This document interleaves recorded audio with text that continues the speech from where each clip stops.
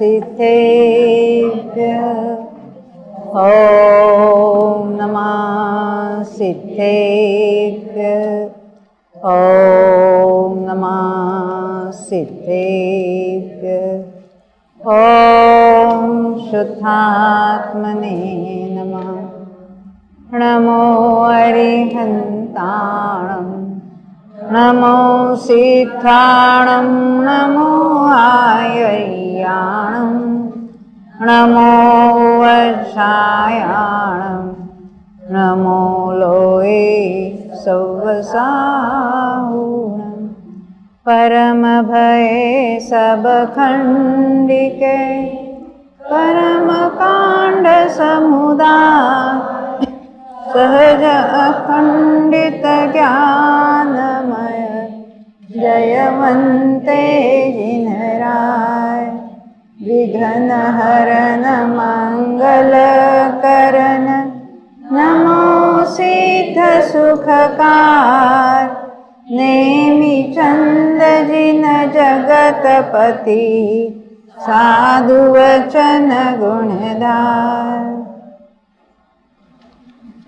सिद्धांत चक्रवर्ती आचार्य नेमिचंद ने इस गोमरसार कर्मकांड ग्रंथ की रचना की हुई है और उसी के आधार से पंडित टोडरमल जी ने ये सम्यक ज्ञान चंद्रिका कर्मकांड भाषा टीका ढूंढारी भाषा में लिखी हुई है। उसके आधार से हम ये कर्मों की कुछ बंध संबंधी अभी अपनी चर्चा चल रही है। प्रकृति बंध के बाद हम स्थिति बंध की यहाँ चर्चा कर रहे थे, उसमें भी उत्कृष्ट स्थिति बंध का विषय चल रहा है।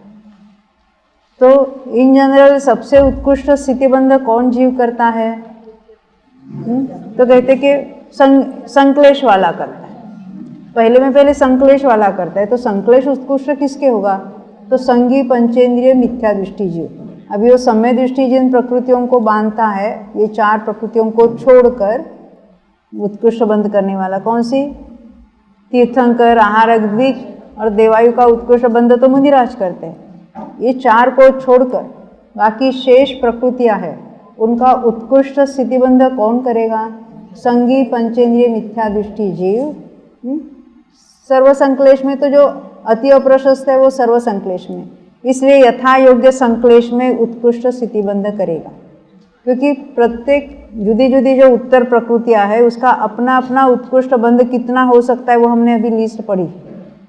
नरक गति का भले 20 कोड़ा कोड़ी हो सकता है, पर देवगति का 10 ही होता है, मनुष्य गति का 15 ही होता है। अपनी अपनी जो उत्कृष्ट स्थिति है तो उसके योग्य संक्लेश में वो बंधेगी। यहाँ तक तो हमने बात की है। पुस्तक में उसका जो अन्य बात आगे चलेगी, उसके पहले अन्य अन्य पर्यायों में उत्कृष्ट स्थितिबंध कितना होता है उसको हम पहले देख लेंगे। उसके लिए हमको पेज नंबर 149 निकालना है।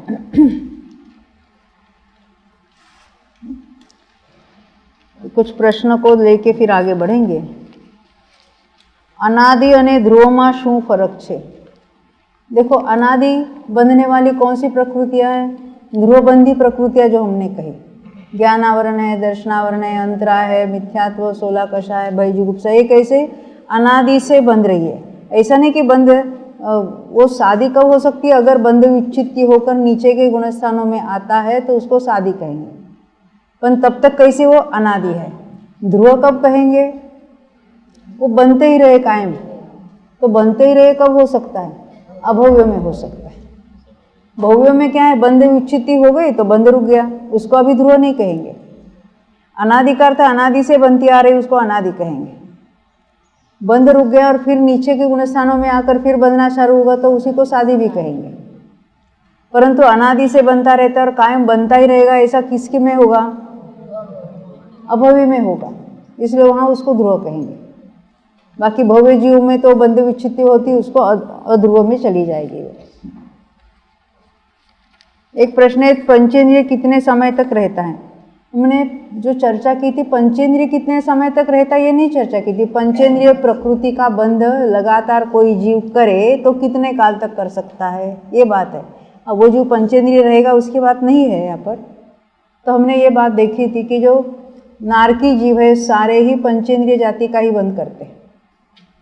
सम्य दृष्टि जीव है वो पंचेंद्रिय जाति का ही बंद करेंगे। और फिर ऊपर के जो शुक्ल लेशा वाले हैं वो भी मनुष्य गति का ही, और देव भी सनत कुमार से लेकर वो सारे पंचेंद्रिय जाति का ही बंद करते हैं। तो हमें ऐसा सोचना है कि पहले वो नरक में था तो लगातार पंचेंद्रियचा बंद कर रहा था, नरक में निकलते समय सम्यक को लेकर निकला, ऐसा जीव लेना है। तो मैक्सिमम नरकाई बड़ी लेनी है, 33 सागर की नहीं ले सकते। क्यों? 33 सागर वाला नियम से मिथ्यात्व में जाकर मरेगा और वो पंचेंद्रिय तिर्यंच में जन्मेगा, और वो पंचेंद्रिय तिर्यंच वो एकेंद्रिय से लेकर पंचेंद्रिय तक की सभी जातियां बांधेगा। हमें ऐसा जीव चाहिए कि पंचेंद्रिय जाति को ही बांधता रहे। तो हमें वो छठे नरक का नारकी लेना है। 22 सागर उसकी मैक्सिमम आयु है, 22 सागर तक उसने पंचेंद्रिय जाति बांधी। मरण के एक अंतर्मुहूर्त पहले सम्यक तो लेकर वहाँ से मनुष्य में आया। अब वहाँ से उसके कितने लेना है? 2 66 सागर लेना। पहले 66 सागर के एक अंतर्मुहूर्त बाकी तो तीसरे गुणस्थान में आया, फिर और 66 सागर लेना उसको, सम्यक तो में रहा। इसके लिए बीच में वो मुनि भी होना चाहिए। केवल चौथे गुणस्थान वाला 66 सागर तक नहीं रह सकता समय दृष्टि। अकेला चौथा और पांचवा मिलकर होगा तो 42 सागर ही उसका सम्यक तो बना रहता है। चौथा, पांचवा और छठा, सातवां लेंगे तो ही 66 सागर की उसकी सम्यक तो की कंटिन्यूटी हो सकती है। तो इसे 2 बार 66 सागर यानी 132 सागर तक उसने क्या किया? पंचेंद्रिय जाति का ही बंद किया। फिर वो द्रव्यलिंगी होकर वहाँ मिथ्यात्व, हाँ वो वहाँ दिग्रैवेक में है, यानी वो 33 दूसरी बार जो 66 सागर का लास्ट है ना, वो ग्रैवेक में जाकर उसने बीता। मुनि होकर भले भावलिंगी होकर गया, परंतु वहाँ जाने के बाद मिथ्यात्व में गया। अभी भी वो पंचेंद्रिय जाति ही बांधेगा, और बाद में वहाँ से मिथ्या दृष्टि देव जो मनुष्य में आएगा तब जाके वो एकेंद्रिय जाति वगैरह बांधना चालू हो। तो उसने लगातार कितने सागरों तक पंचेंद्रिय जाति बांध दी, उसका हमने हिसाब लगाया था। ख्याल में है ना बात? हाँ,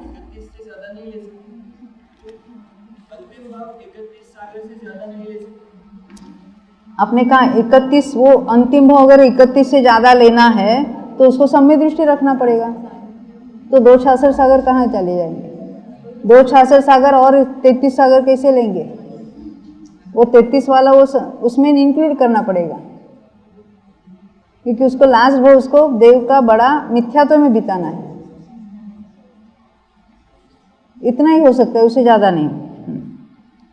अभी ऐसे बहुत सारे, हमने तो आपको एक नमूना दिखाया पंचेंद्रिय जाति का। ऐसे हर एक प्रकृति पर हम सोच सकते हैं, यानी वो विशिष्ट प्रकृति लगातार कितने अधिक से अधिक काल तक बन सकती है। ऐसे ऐसे बहुत सारे प्रमेय उसमें आते हैं।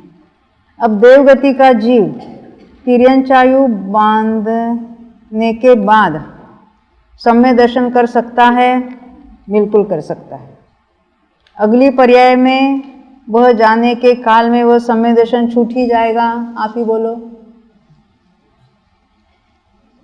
कोई भी जीव वेदक सम्यक्त्व के साथ तिर्यंच में जन्म नहीं ले सकता। सम्यक्त्व के साथ तिर्यंच में जन्मने वाला क्षायिक सम्य दृष्टि होना चाहिए, या कृतकृत्य वेदक ले सकते हैं जिसने क्षायिक की शुरुआत की है।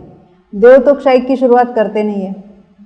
देव या नार की सम्य दृष्टि है, वो नियम से मनुष्य में ही जन्मेंगे सम्यक्त्व के साथ। अगर पहले तिर्यंच आयु बांधी है तो उनका सम्यक्त्व छूट जाएगा। पंचम काल के मनुष्य और तिर्यंच ने यदि मनुष्य आयु बांधी है, तिर्यंच आयु बांधी है, क्योंकि सब मनुष्य आयु बांधकर विदेह क्षेत्र में जाना चाहते हैं, तो मनुष्य आयु बांधी है तो सम्यक्त्व यहाँ प्राप्त कर सकते हैं, परंतु सम्यक्त्व लेकर जाएंगे वहाँ मनुष्य में नहीं जाएंगे, क्योंकि पंचम काल में वो यहाँ से जो जाएगा तो सम्यक्त्व के साथ ना नरक में जाएगा, सम्यक्त्व के साथ ना तिर्यंच में जाएगा, ना सम्यक्त्व के साथ मनुष्य में जाएगा। क्यों नहीं जाएगा? क्षायिक की कंडीशन है, और अभी इस पंचम काल में तो कोई क्षायिक प्राप्त नहीं करेगा। यानी वो सम्यक तो भले प्राप्त कर सकता है, परंतु वो सम्यक तो छूट कर वहाँ चला जाएगा।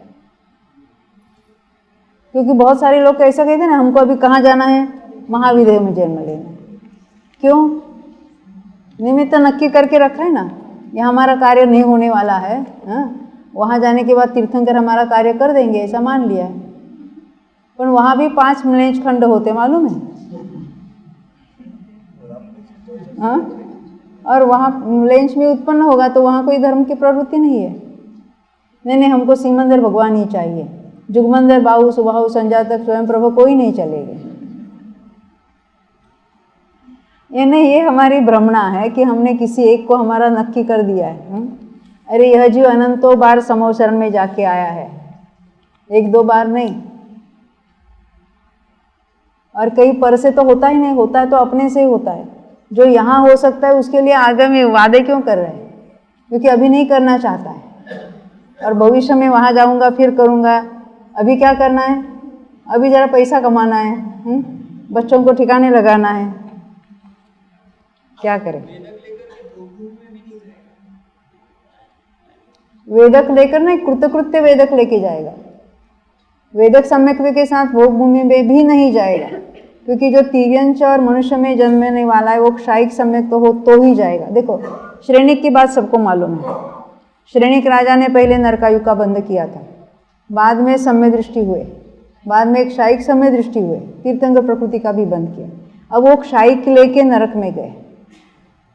अगर क्षायिक नहीं करता कोई जीव, अभी उन्होंने तो कर लिया, कोई नहीं करता तो क्या होता? सम्यक तो छूट जाता।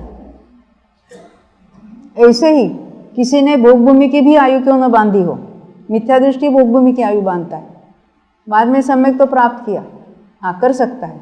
यदि वो क्षायिक होगा तो क्षायिक के साथ वहाँ का तिर्यंच होगा, क्षायिक के साथ वहाँ का मनुष्य हो सकता है जो आयु पहले बांधी है। क्योंकि सम्यक तो होने के बाद तो कोई भोग भूमि की आयु नहीं बांधता है, वो तो देवायु बांधेगा। ख्याल में आते हैं ना कुछ? हाँ, क्षायिक सम्यक्ति यहाँ लेकर वो फिर वहाँ गए। अभी क्षायिक सम्य एक बार क्षायिक होने पर वो तो चलता ही रहता है। वो नरक से निकलेंगे क्षायिक सम्यक तो अभी अनंत काल तक क्षायिक सम्यक दृष्टि ही रहेंगे। यानी उनका सम्यक तो छूटने का कोई सवाल ही नहीं था। देखो यहाँ क्या कहते हैं, देवगति का जीव वो तो हो गया, मनुष्य गति का जीव मिथ्यात्व अवस्था में भोग भूमि की आयु बांध लेने के बाद सम्य दृष्टि होता है तो क्षोभम सम्यक तो लेकर भोग भूमि में जा सकता है? बिल्कुल नहीं। ये नियम है, ऐसे बिल्कुल अकाट्य नियम कहते हैं उसके। अब आगे बढ़ेंगे हम।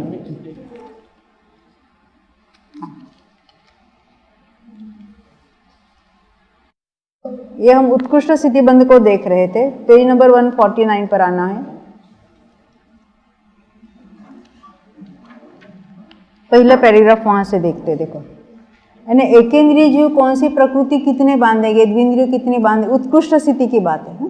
वो एकेंद्रिय के योग्य उत्कृष्ट संक्लेश होना चाहिए, द्विंद्रिय के लेकर उत्कृष्ट संक्लेश, वो हम यहाँ पढ़ेंगे। देखो पेज नंबर है 149, पहली लाइन से। मिथ्यात्व कर्म की उत्कृष्ट स्थिति, संगी पंचेंद्रिय कितना उत्कृष्ट बांध सकता है? हाँ, 70 कोड़ा कोड़ी सागर। एकेंद्रिय जीव कितना बांधेगा? कितना भी संक्लेश करे तो 1 सागर। द्विंद्रिय जीव पंचकृतीय ने 25 सागर, तृतीय ने वर्ग स्क्वायर, 5 का स्क्वायर कितना है? 25, क्योंकि एक गाथा में पूरा बिठाना है ना, इसलिए इस तरह ऐसे शब्द यूज करते हैं। तो 25 सागर। तीन्द्रिय जीव 50 सागर, चतुरिंद्रिय जीव 100 सागर और असंगी पंचेंद्रिय जीव 1000 सागर। कौन से कर्म की बात हो रही है? मिथ्यात्व की। दर्शन में पंचेंद्रिय जहाँ 70 कोड़ा कोड़ी का बंध करता है, उस कर्म का एकेंद्रिय जीव मैक्सिमम बंध कितना करता है? 1 सागर। तो पंचेंद्रिय जीव जहाँ ज्ञानावरण का 30 कोड़ा कोड़ी बंध करता है तो एकेंद्रिय जीव कितना करेगा? त्रैराशिक कहते हैं इसको। 70 कोड़ा कोड़ी के अगेंस्ट 1 सागर, तो 30 कोड़ा कोड़ी के लिए कितना होगा? त्रैराशिक करना ना, 70 कोड़ा कोड़ी के अगेंस्ट 1 सागर, तो 30 कोड़ा कोड़ी के अगेंस्ट कितना होगा? देखो 30 × 1 डिवाइडेड बाय 70, यानी 1 सागर का 3 सप्तमांश जिसको कहेंगे, 3/7, 3/7, 3 सप्तमांश कहते हैं उसको, मराठी में तो 3 सप्तमांश कहेंगे। आप क्या कहते हैं हिंदी में? 3/7, यानी 7 में से 3 भाग, ऐसा भी कहने की पद्धति है ना। अभी हम देखेंगे उसको। और द्विंद्रिय जीव कितना करेगा ज्ञानावरण का बंध? 25 सागर उसका मिथ्यात्व का हो सकता है, तो 70 के यहाँ उसको 25 होता है, तो 30 के लिए कितना होगा? 25 का 3 सप्तमांश, 25 सागर का 3/7। अब 3 इंद्रिय जीव 50 सागर का 3/7, और फिर चतुरिंद्रिय जीव 100 सागर का 3/7, असंगी पंचेंद्रिय 1000 सागर का 3/। समझ में आती है ना बात? हमको 70 के अगेंस्ट 1 लेना है, तो 30 कोड़ा कोड़ी जहाँ जहाँ हमने देखा वहाँ कितना होगा, इस तरह से सोचना है। अब जो 20 कोड़ा कोड़ी वाले वो कितना है, वो 2 सप्तमांश करना पड़ेगा, 2/7 करना पड़ेगा। और जो 40 कोड़ा कोड़ी वाली वो 16 कषाय बनते हैं, उसके लिए 4/7 करना पड़ेगा। यानी जो जितनी बनती है ना, वैसा उस प्रोपोर्शन में उनके एक इंद्रिय द्विंद्रिय उनकी मैक्सिमम स्थिति लेना। ज्ञानावरण आदि के लिए जिसको 30 कोड़ा कोड़ी वाले जो कर्म है उसके लिए 3 सप्तमांश करना, 20 कोड़ा कोड़ी वाले के लिए 2 सप्तमांश करना। अभी ये हम टेबल में देखेंगे। देखो यहाँ जो 7 नंबर का टेबल है ना, 7 नंबर के टेबल को जरा देखना, आपके हाथ में भी है, क्योंकि ये छोटे अक्षर है, दूर बस बैठने वालों को नहीं दिखेंगे, आपको यहाँ देखना है। देखो ये उत्कृष्ट स्थितिबंध ऊपर लिखा है, और ये संगी पंचेंद्रिय कौन कौन से कर्मों की उत्कृष्ट स्थिति कितनी बांधता है, वो बात हमने ये यहाँ लिखी है पहले कॉलम में। दर्शन मोहिनी की कितनी देखी वहाँ पर? 70, एक को सा कोड़ा कोड़ी सागर। चारित्र मोहिनी की 40 कोड़ा कोड़ी सागर। ज्ञानावरण की, दर्शनावरण की, अंतराय की और वेदनी की 30 कोड़ा कोड़ी सागर। नाम की और गोत्र की 20 कोड़ा कोड़ी सागर, और आयु की 33 सागर। ये संगी पंचेंद्रिय जी उत्कृष्ट कितनी स्थिति बांध सकता है, उसकी यहाँ बात हो गई। अब हम असंगी पंचेंद्रियों में उसको देखेंगे।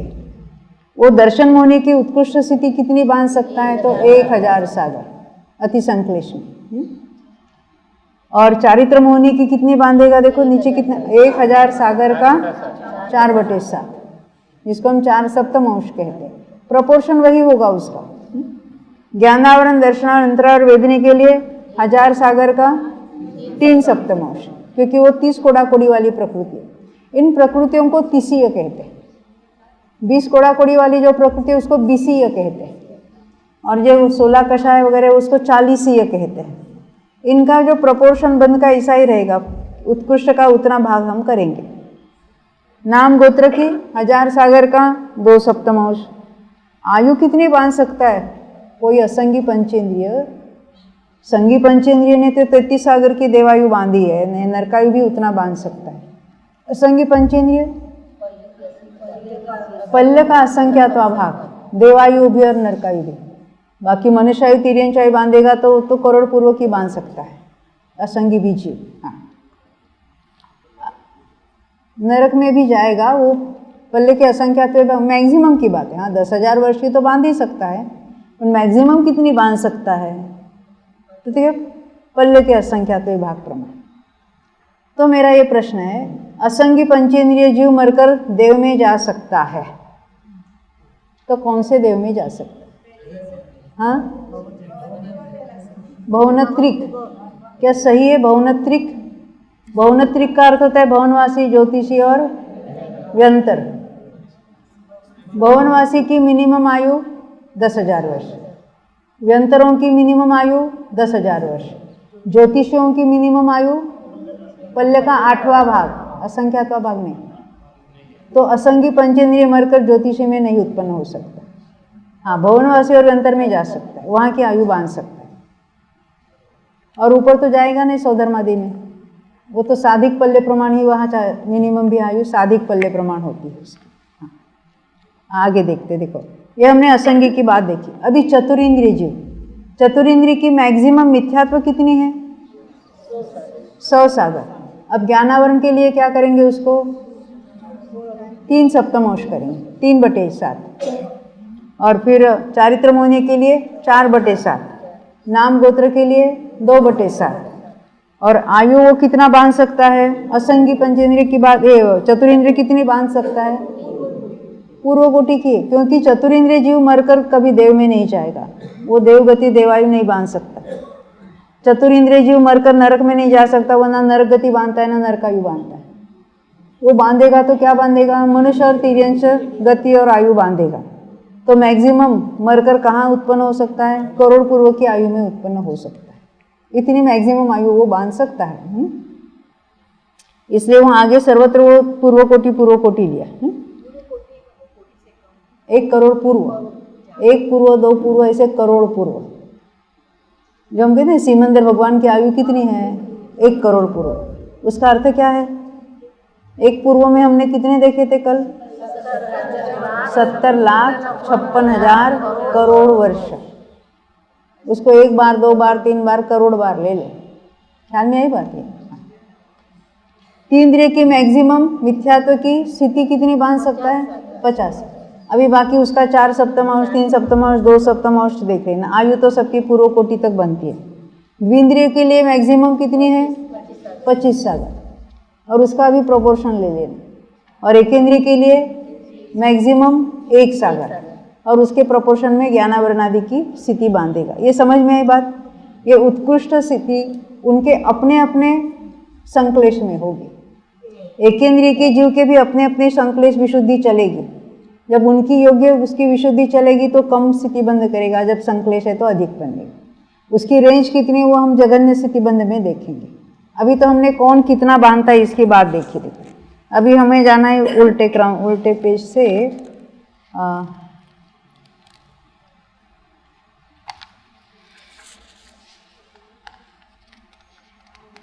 जगन्य स्थिति बंध को देखना है अभी हमको। वैसे कौन बांधता है वगैरह वो हमने बात देखी थी, कौन बांधते हैं उसकी चर्चा हमने की थी। देखो स्थितिबंध में एक बात ख्याल में लेना है, जैसे उत्कृष्ट स्थितिबंध कब करता है? उत्कृष्ट संक्लेश परिणाम। तो उत्कृष्ट संक्लेश परिणाम केवल एक ही पर्टिकुलर होगा ना कि जिसमें उत्कृष्ट बंध होता है। कोई भी स्थिति कितनी भी क्यों ना हो, एक पर्टिकुलर समय की स्थिति बांधने के योग्य परिणाम कितने अलग अलग होते हैं, जिसको स्थितिबंध के योग्य परिणाम कहते हैं। स्थितिबंध अध्यवसान स्थान, एक पर्टिकुलर स्थिति के बांधने के योग्य परिणाम कितने? तो असंख्यात लोक प्रमाण जुदे जुदे परिणाम उतनी ही स्थिति को बांध सकते हैं। फिर से सुनना, ये हमने जो उत्कृष्ट स्थितिबंध देखा था वो कौन से जीवों के होगा? तो उत्कृष्ट संक्लेश। और केवल उत्कृष्ट संक्लेश नहीं, उत्कृष्ट संक्लेश से नीचे के अनुत्कृष्ट संक्लेश से भी उत्कृष्ट स्थिति बंधेगी। तो कितने नीचे तक आना? तो कहते असंख्यात लोक प्रमाण जुदे जुदे परिणामों के द्वारा वो एक ही पर्टिकुलर स्थिति बन सकती है। अब दूसरी ओर से देखा, कोई भी विशिष्ट परिणाम है उसमें कितनी जुदी जुदी स्थितियां बन सकती है? तो कहते पल्ले के असंख्यात वे भाग प्रमाण जुदी जुदी स्थितियां बन सकती है। यानी ये इतना सब कॉम्प्लिकेटेड है, उसी समय उसमें अनुभाग कितना बनता है? तो एक पर्टिकुलर स्थिति बनती है, उसके कारणभूत परिणाम असंख्यात लोग, और उस एक स्थिति बंध के कारणभूत परिणाम में असंख्यात लोक प्रमाण अनुभाग बंध के कारणभूत परिणाम। यानी एक सूक्ष्म परिणाम कितना सूक्ष्म होगा कि उस परिणाम से कितनी अलग अलग स्थितियां बन सकती है और कितना अलग अलग अनुभाग हो सकता है। ये बहुत बड़ा विषय है, उसमें अभी हमको नहीं एंटर करना है, परंतु इसमें बहुत सूक्ष्मता है। बस इतनी, केवल उत्कृष्ट संक्लेश हुआ उत्कृष्ट बंध किया ऐसा नहीं है, इतना सिंपल वो नहीं है। अब आगे बढ़ते हैं।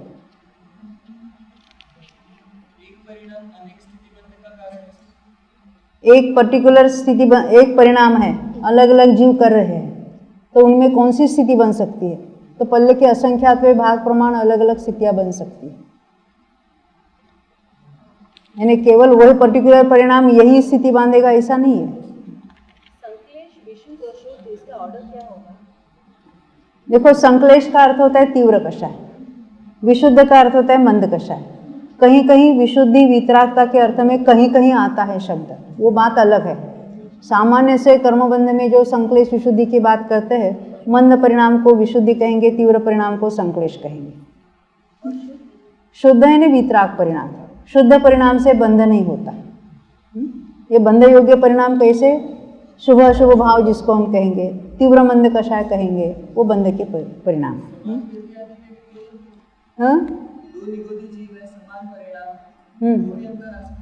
अरे बहुत अंतर आ सकता है।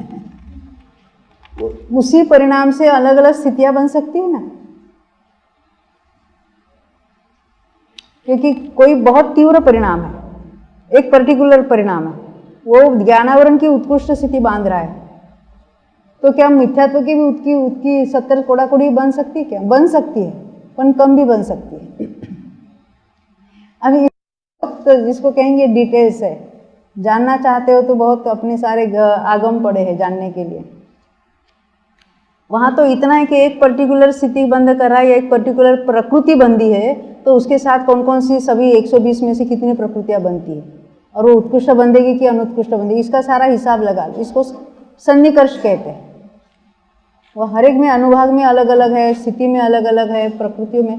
यदि इतना वास्ट सब्जेक्ट है, जितना आप उसका विचार करो उतनी बातें अलग अलग, और उसी समय उसके परमाणु कितने बनते उसमें भी हमको देखना पड़ेगा। इससे अच्छा है समय दर्शन प्राप्त करो, पर वो नहीं करता ना, तो ऐसा सुनना पड़ेगा, क्या करे।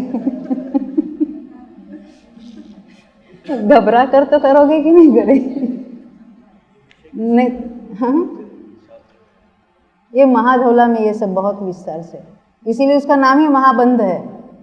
बंध की बहुत विस्तार से चर्चा है।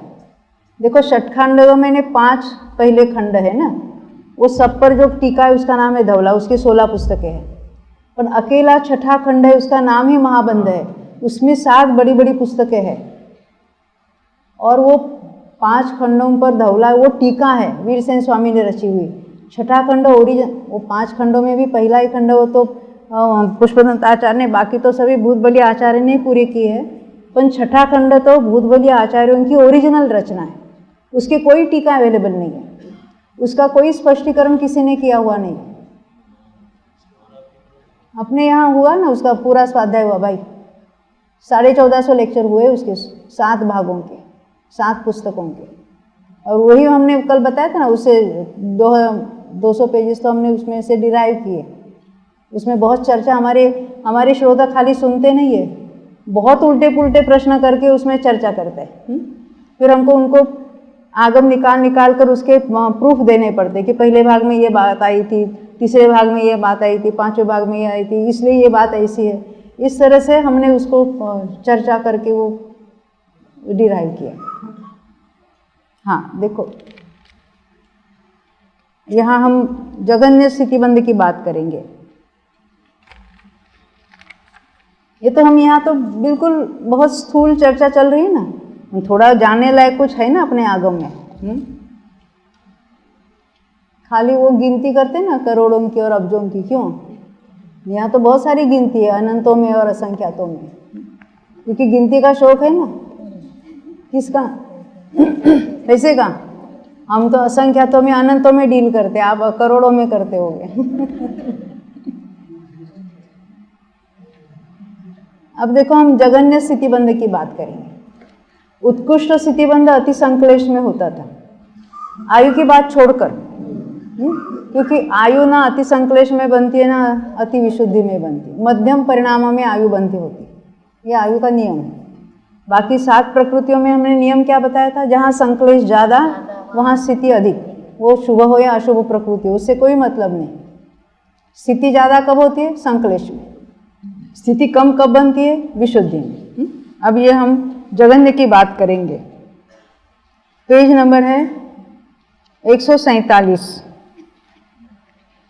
अभी उसमें भी हम मूल प्रकृतियों में पहले देखेंगे और फिर बाद में उत्तर प्रकृतियों की बात हम देखेंगे। पेज नंबर 147 वो देखेंगे। देखो, अब जगन्य स्थितिबंध कहाँ होता है? पहले जगन्य कहाँ होता है? विशुद्धि में होता है कि संक्लेश में? विशुद्धि में।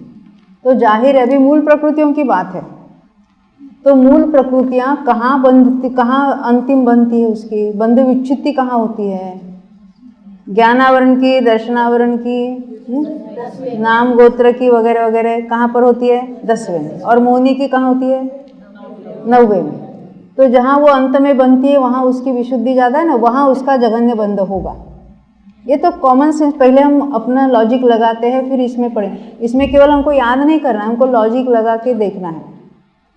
करणान योग में बहुत याद करने की कोशिश करेंगे तो वो कुछ नहीं याद रखेंगे, और बाद में हम थोड़ा लॉजिक करके उसको सीखेंगे तो वो सहज रूप से याद हो जाती है। देखो हम यहाँ देखते भी 147 पेज पर जघन्य स्थितिबंध की बात यहाँ हो रही है। जघन्य स्थितिबंध वेदनीय में 12 मूर्त। ये वेदनीय कहाँ बनती है 12 मूर्त वाली? क्षपक श्रेणी में कहाँ पर? हाँ देखो साता वेदनीय बनती 13वें तक, पर उसकी जघन्य स्थिति कहाँ बंधेगी? 10वें तक। क्यों? कषाय से स्थितिबंध होता है और कषाय कहाँ तक है? 10वें तक। तो वेदनीय का जघन्य स्थितिबंध कहाँ होगा? क्योंकि बाद में भले बनती पर वो स्थिति नहीं बनती, आती और चली जाती, रुकती नहीं है वो, इसलिए वहाँ स्थितिबंध नहीं है उसका। स्थितिबंध कहाँ है? अंतिम 10वें में। उदय बाद में होगा, हमारी उदय की चर्चा नहीं चल रही है, बंध की चर्चा चल रही है। तो 10वें में जो वेदनीय का बंध होगा वो कितना होगा? 12 मूर्त। कौन से 10वें में? क्षपक श्रेणी वाले कि उपशम श्रेणी वाले? क्षपक की विशुद्धि ज़्यादा है उपशम वालों की से, इसलिए वहाँ उसका जघन्य बंध होगा। उपशम श्रेणी में डबल होगा, 10वें के अंत में 24 मूर्त होगा, यहाँ 12 मूर्त हो रहा है। नाम और गोत्र में 8 मूर्त है। हाँ, आपका प्रश्न है 10वें के आखिर के समय होगा क्या कभी होगा? कौन बताना है? 10वें के अंतिम समय में होगा क्या कब होगा?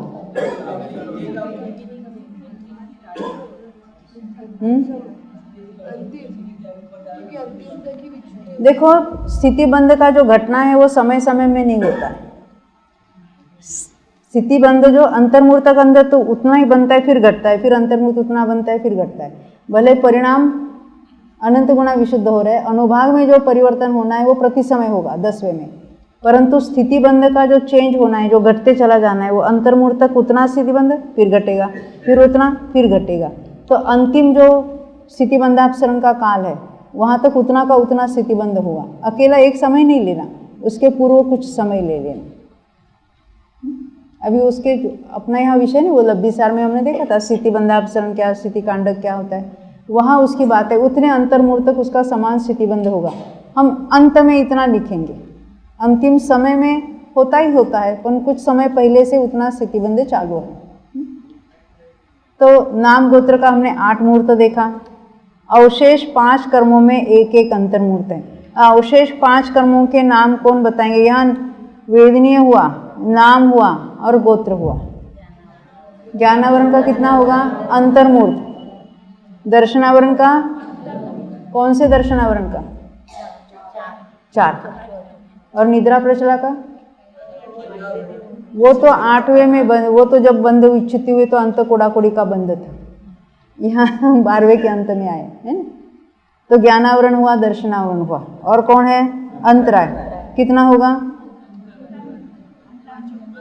हाँ अंतर्मूर्त। देखो ये 12 और 8 वाले ये 3 कर्म लिया, और बाकी कितने हैं? अभी 5 है।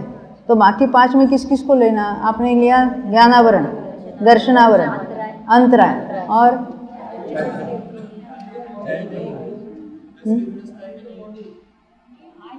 मोहनीय कहो। चारित्र मूल प्रकृति की बात चल रही है,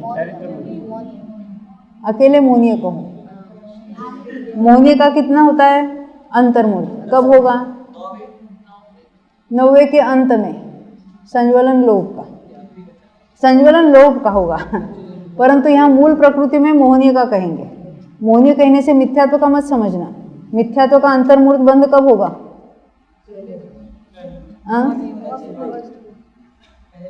कौन करेगा?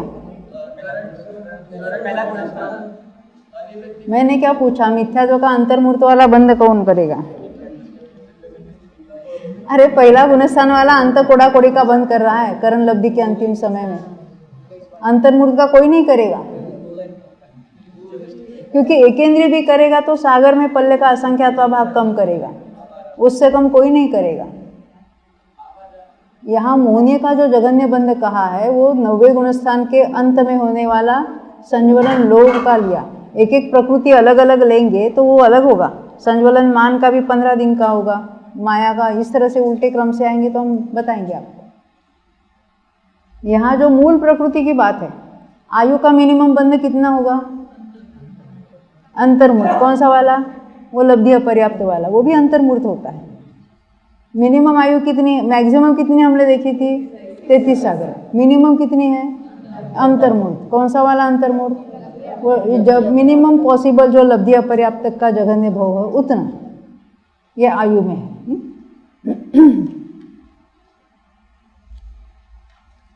देखो नीचे का पैराग्राफ, उत्तर प्रकृतियों में, ये मूल प्रकृतियों की बात देखिए। अब उत्तर प्रकृतियों में यहाँ देखते हैं, लोभ और सूक्ष्म सांप्राय गुणस्थान में जिनका बंध पाया जाता है। लोभ का अलग क्यों नाम लिया? वो 90 में बनता है, 10वें में सूक्ष्म लोभ है, उसका उदय है, बंध नहीं, इसलिए लोभ नाम अकेला अलग लिया तो उसका बंध कहाँ है? 90 में है। तो सूक्ष्म सांप्राय गुणस्थान में जिनका बंध पाया जाता है, इसे 17 प्रकृतियां। सूक्ष्म सांप्राय में बंध विच्छित्ति कितने की हुई थी? 16 की। और बनती कितनी थी? अरे 17 बनती थी, क्योंकि साता वेदनीय का बंध बाद में चालू है ना। तो यहाँ बंधने वाली जो में स्थिति पड़ती है ना, 17 के 17 में स्थिति बंध हो रहा है। उन 17 प्रकृतियाँ, इन सब का यानी इन 18 प्रकृतियों का जघन्य स्थिति बंध कितना होगा? मूल प्रकृतिवत का अर्थ क्या है? साता वेदनीय का 12 मूर्त है। नाम में कौन सी बन रही थी? यश कीर्ति का 8 मूर्त है। गोत्र में कौन सी बन रही थी? उच्च गोत्र का 8 मूर्त है, ये उसका अर्थ होता है। ज्ञानावरण में 5 बन रही थी, 5 का अंतर्मूर्त है। दर्शनावरण में 4 बन रही थी, उन सब का अंतर्मूर्त है। अंतराय की 5 बन रही थी, उनका अंतर्मूर्त, ये उसका अर्थ है। और संज्वरण लोभ जो 90 के अंत में जाके बन रहा था, वो भी अंतर्मूर्त वाला बन रहा है। समझ में है ना ये बात? वहाँ यश कीर्ति और उच्च गोत्र का तो 8-8 मुहूर्त, साता वेदनीय का 12 मुहूर्त, अवशेष 5 ज्ञानावरण, 4 दर्शनावरण, 5 अंतराय तथा ये सूक्ष्म यहाँ निकाल दो। पुराने पुस्तकों में सूक्ष्म लोभ लिखा है, वहाँ केवल लोभ रखना, सूक्ष्म शब्द निकाल देना। लोभ का जघन्य स्थिति बंध एक एक अंतर्मूर्तपना जानना। नहीं, नए एडिशन में सुधार है। नए एडिशन में बहुत सारी बातें जो कहीं पर गलत छपी थी या कोई प्रूफ रीडिंग में कोई मिस्टेक थी, बहुत सारे सुधार करिए, सेकंड एडिशन निकाली हुई। हाँ, सेकंड एडिशन ही बहुतों के हाथ, उनमें कोई सुधारना नहीं करनी है। जो पुरानी है नहीं, वो ब्लू कलर वाली है, लाल कलर वाली तो सेकंड भाग है। क्या लिखा है? सूक्ष्म लिखा है।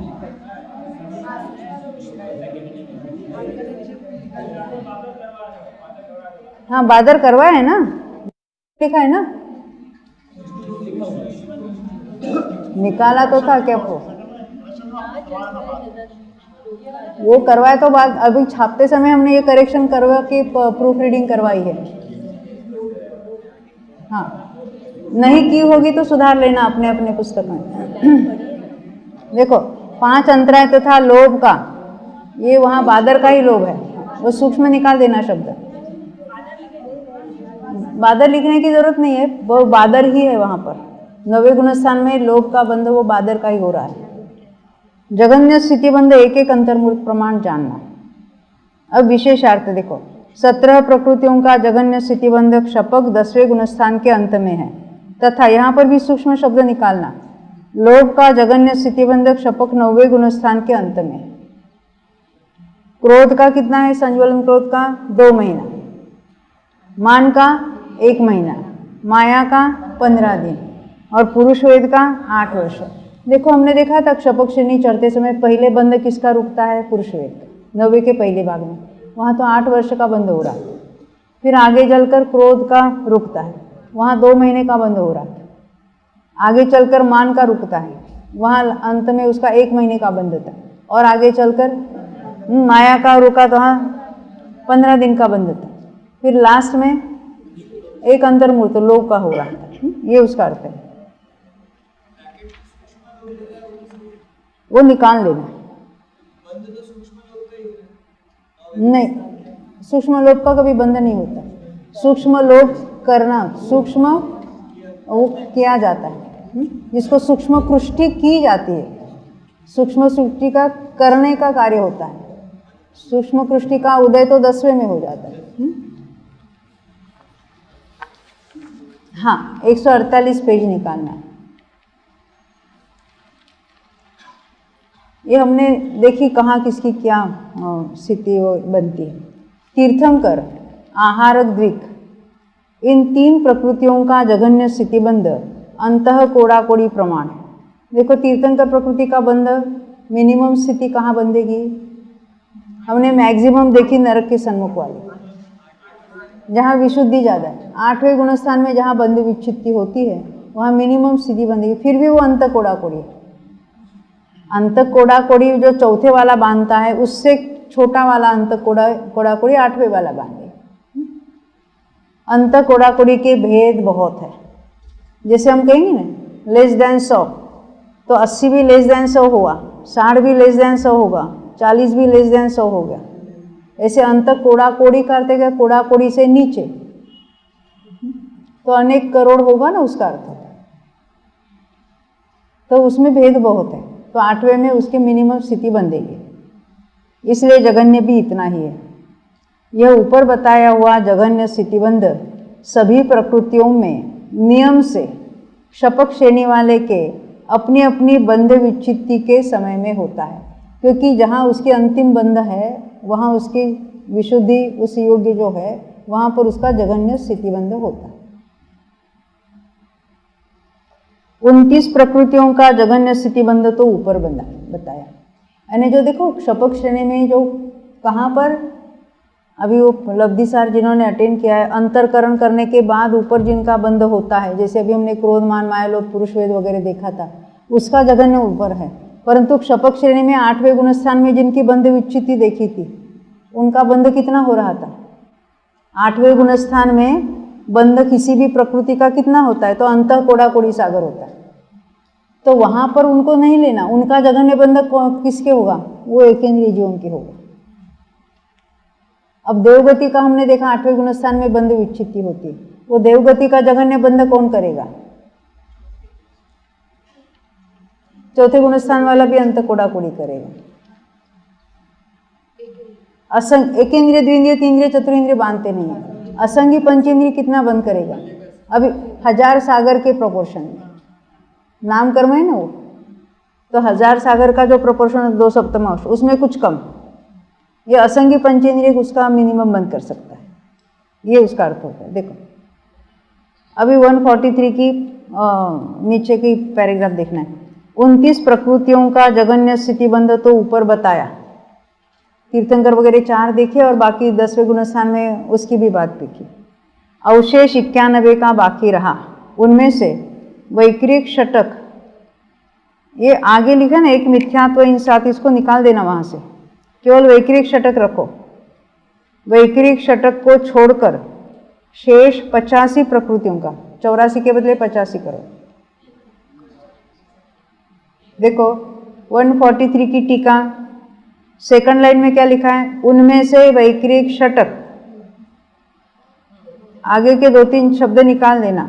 वैक्रिक षटक को छोड़कर, यानी 6 को छोड़कर 90, ये ओरिजिनल ढूंढारी भाषा में था तो उसका ट्रांसलेशन किया हुआ है, परंतु वो फिट नहीं बैठता, क्योंकि मिथ्यात्व प्रकृति का भी जघन्य स्थितिबंध कौन करेगा? एकेंद्रिय जीव करेगा, सागर में कुछ कम। और ये वैक्रिक षटक का अर्थ क्या है? नरक गति नरक गत्यानुपूर्वी, देवगति देवगत्यानुपूर्वी, वैक्रिक वैक्रिक अंगोपांग। इनका बंध चतुरेंद्रिय से नीचे तो कोई चतुरेंद्रिय और उसके नीचे नहीं करते। असंगी पंचेंद्रिय कर सकता है, तो संगी पंचेंद्रिय जो 8वें गुणस्थान वाला वो कम बंध करेगा क्या असंगी पंचेंद्रिय कम करेगा? असंगी पंचेंद्रिय 1000 सागर के प्रोपोर्शन में कर रहे हैं ना। 1000 सागर का नाम कर्म है तो 2 सप्तमांश, और वहाँ अंतः कोड़ाकोड़ी सागर कर रहा है, तो जघन्य किसके हुआ? असंगी में।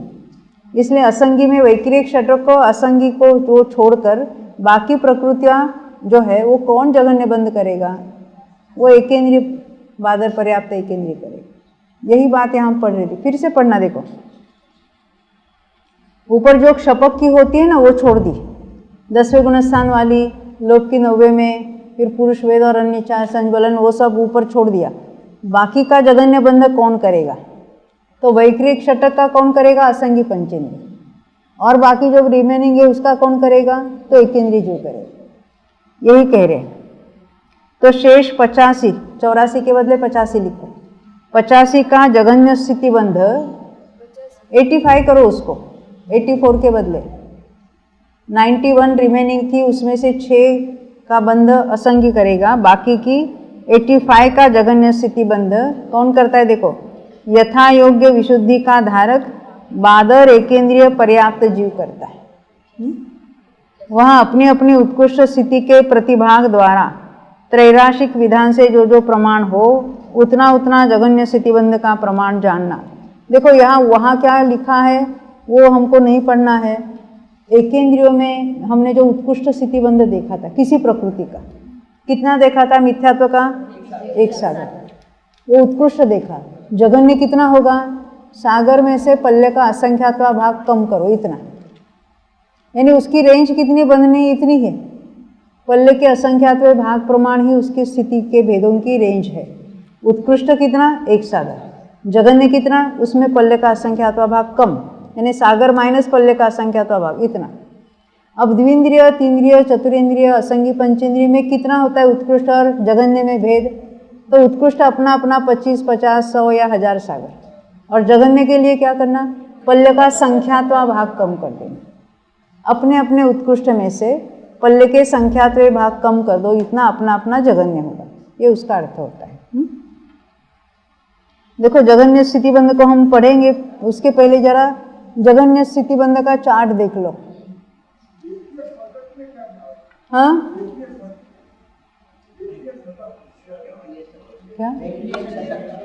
हाँ, अभी हमने बताया था ना, वैक्रिक षटक का अर्थ थे 6 प्रकृतियां। कौन सी 6? कि वैक्रिक शरीर और वैक्रिक अंगोपांग किसके साथ बनता है? देवगति देवरगत्यानुपूर्वी के साथ भी बनता है, नरगति नरगत्यानुपूर्वी। यानी देवगति देवगत्यानुपूर्वी, नरगति नरगत्यानुपूर्वी, वैक्रिक शरीर और वैक्रिक अंगोपांग। एट ए टाइम 6 नहीं बंधने वाली। देवगति के साथ वो 4 बंधेगी या नरगति सहित वो 4 बंधेगी। गति गत्यानुपूर्वी और शरीर अंगोपांग ये एक साथ बंधेगी।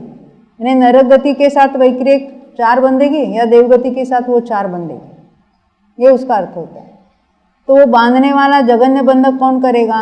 असंगी करेगा, क्योंकि देवगति और नरगति केवल पंचेंद्रियों को ही बनती है, भले संगी जीव हो या असंगी जीव। तो कम स्थिति कौन बांधता है? असंगी जीव कम स्थिति बांधेगी। ख्याल में आती है बात?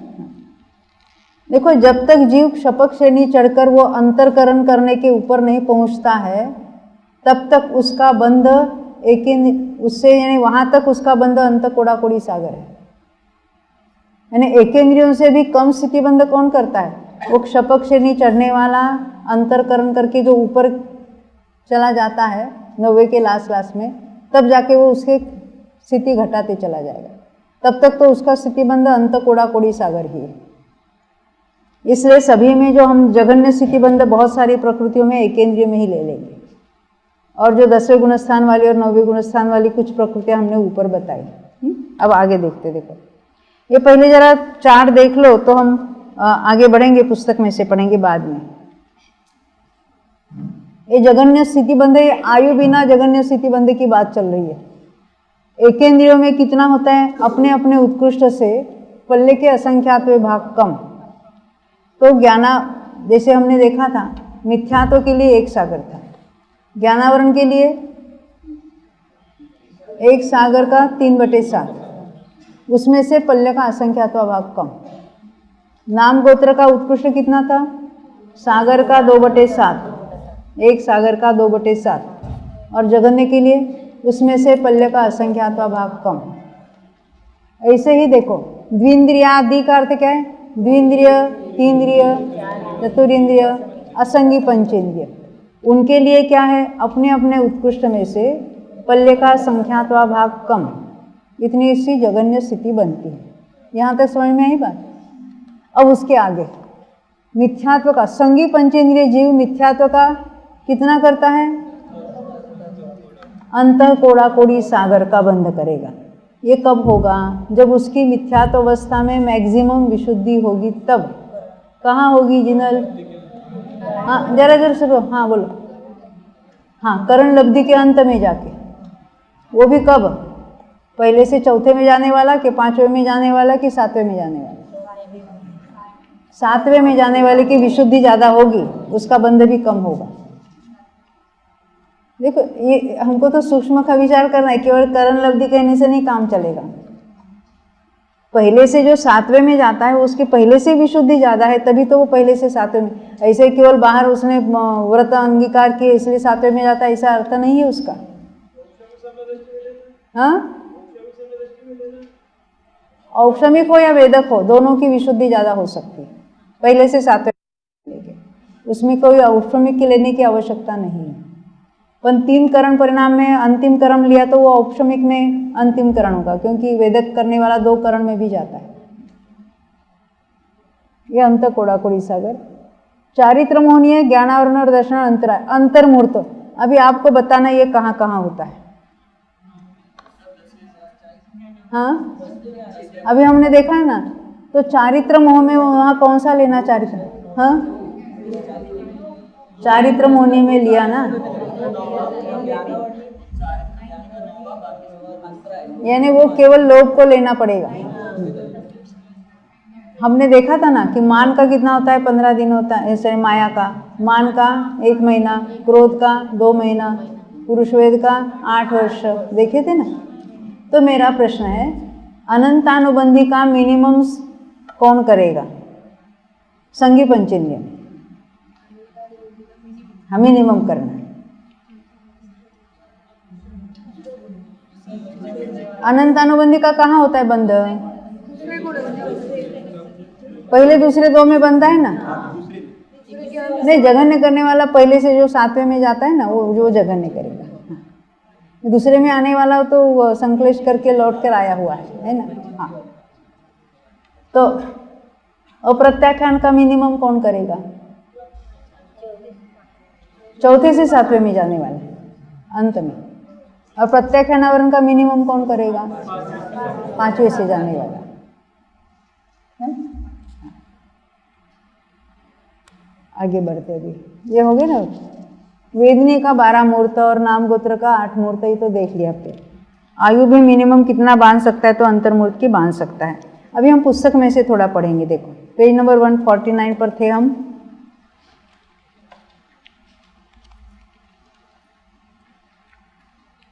ये जो अभी हमने 3/7, 4/7, वही वो पूरा ही बहुत विस्तार से समझाया है। बात तो वही की वही है, हमने आपको टेबल में ही समझा दी थी।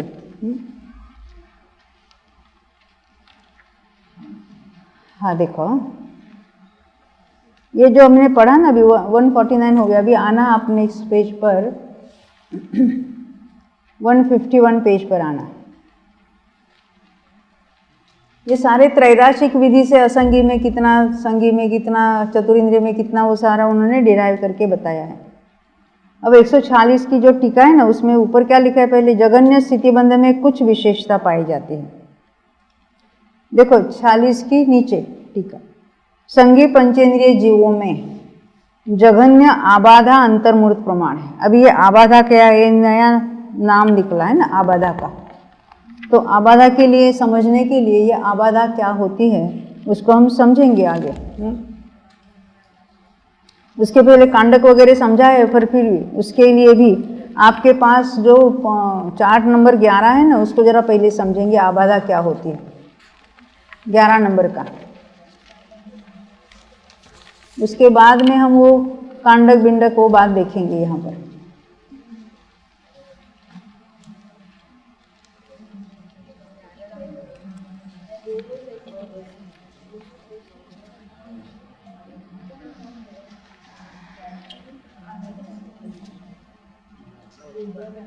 हाँ 11 नंबर।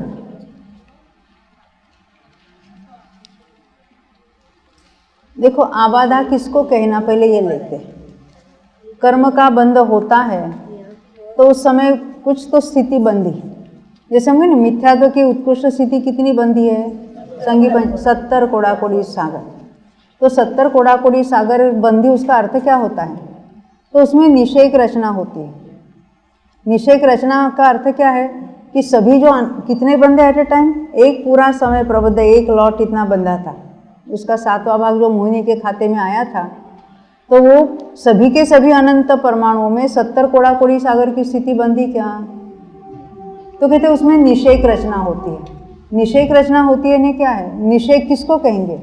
कि जिन जिन का वो ऐसा लॉट कि जिनकी स्थिति समान है। ऐसे जो एक एक लॉट के जो भेद है, एक एक समय की स्थिति भेद के अनुसार उसको हम एक एक लाइन में लिखेंगे, उसको कहेंगे वो निषेक, निषेक रचना बताएंगे।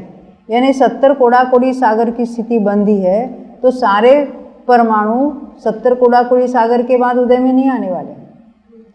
तो कुछ परमाणु 7000 वर्ष के बाद एक पहले समय में उदय में आए, फिर उसके बाद दूसरे समय में, उसके बाद तीसरे समय में, उसके बाद चौथे समय में। अंतिम लॉट कब उदय में आने योग्य है? 70 कोड़ाकोड़ी सागर। यानी 70 कोड़ाकोड़ी सागर के जितने समय है उसमें से जो आबाधा काल जिसको कहेंगे, जिसमें कोई निषेक नहीं बने हैं। पहला निषेक कहाँ बना है? 7000 वर्ष के ऊपर। तो 7000 वर्ष तक निषेक रचना है ही नहीं वहाँ पर। निषेक रचना कब हुई? बंध के समय हुई। वो पहला दूसरा निषेक कहाँ से गिनेंगे? 7000 वर्ष के बाद, नेक्स्ट समय से। तो ये जो 7000 वर्ष है उसको कहेंगे आबाधा काल। वहाँ कोई निषेक नहीं है। तो निषेक का उदय ने उदय से उसका जो उदय रूप होकर जो उदय में आने वाली वो 7000 वर्ष के बाद आएगी। कौन सा? उस पर्टिकुलर समय में बंधे हुए का। ऐसा उदय तो हर समय चल रहा है, क्योंकि पहले बंधे हुए सत्ता में पड़े हैं, उदय में आ रहे हैं सारे।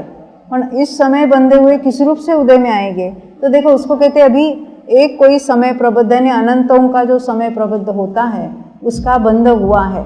तो बंध के समय से लेकर उन पूरे लॉट की क्या पोजीशन है वो बताएंगे। नीचे बंध का समय बताते हैं और ये सारी बातें ऊपर भविष्य में बताई जाती है। ये केवल हाफ बात जो देखना, स्थिति की निषेक रचना। अनुभाग में कुछ अलग बात होती है, अनुभाग की रचना अभी हम नहीं देख रहे, ये मात्र हम निषेक की रचना देख रहे हैं। तो बंध के समय से लेकर जिसको कहेंगे आबाधा काल, उतने आबाधा काल को छोड़कर ये ऊपर 1 2 3 4 ऐसे निषेक बनते हैं। निषेक बनते नहीं हुए, कोई पैर से लेकर सिंह तक ऐसे कोई लाइन लगाकर कर्म खड़े नहीं होते। उसकी केवल हमको स्थिति ख्याल में आवे, इसलिए केवल ये ग्राफ है।